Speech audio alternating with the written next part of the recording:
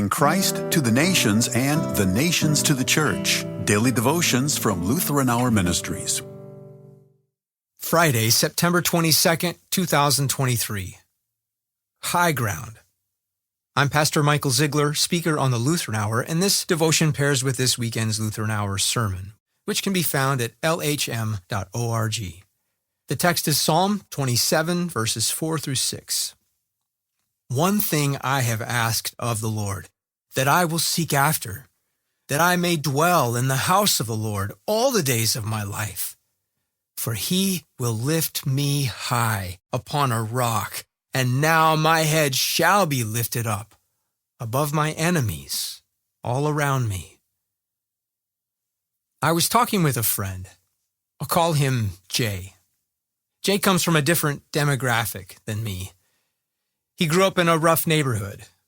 He knows what it's like to have enemies. He's been pushed around by thugs. He's been shot and shot at. Jay and I have different life experiences, but we are brothers in Jesus Christ. And we had lunch recently, and we read the psalm we just heard, Psalm 27. And I was intrigued by how the poem spoke to him. Jay noticed how David, the author, when he was being pushed around by his enemies, he asked God for one thing.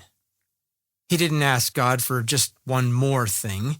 He didn't say, God, just give me this and that other thing, and then I'll be happy. No, he doesn't ask God for one more thing, but for one thing, for fellowship and friendship with God. God is his high ground. I can relate, Jay told me. When I've been at my lowest, that's when God was closest. These days, Jay's life is more middle class. Opportunities have come to him. He moved his family to a better neighborhood, bought a house, got a good job, worked his way up. Now he's in management. But there's this guy who works below him in the dregs of the corporation.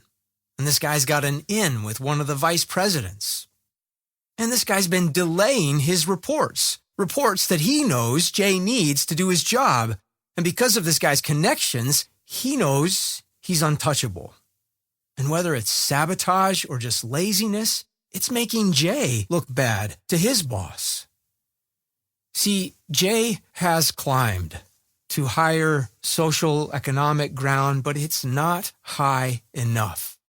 And that ground will never be high enough for him or for anyone.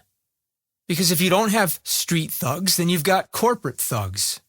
And if everything's cool at work, then you have to contend with family rivalries. And if all's well on the home front, you'll find adversaries on the school board or the church board, the sports league or the homeowners association. And even if you got all that covered, you'll find an enemy inside you, a quick temper, a resentful mindset, warring desires, a saboteur in the dregs of your soul.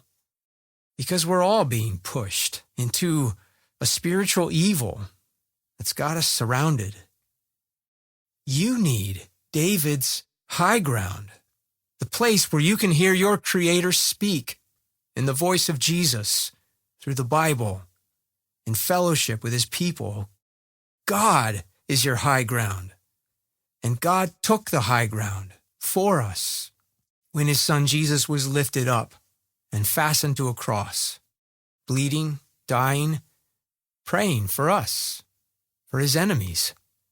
Christ defeated his foes by dying for them and by becoming a brother for them. So enemies look different from the cross with Jesus. My friend Jay tells me that he's been praying for his enemies, for the guy who shot him, for the one that shot at him, and maybe, most difficult of all, he's praying for the corporate crony who's gunning for him. He can pray for them, and you can pray, but only from the high ground, only in Jesus. Please pray with me now. Dear Father, lift me up above my enemies all around me through Jesus. Amen.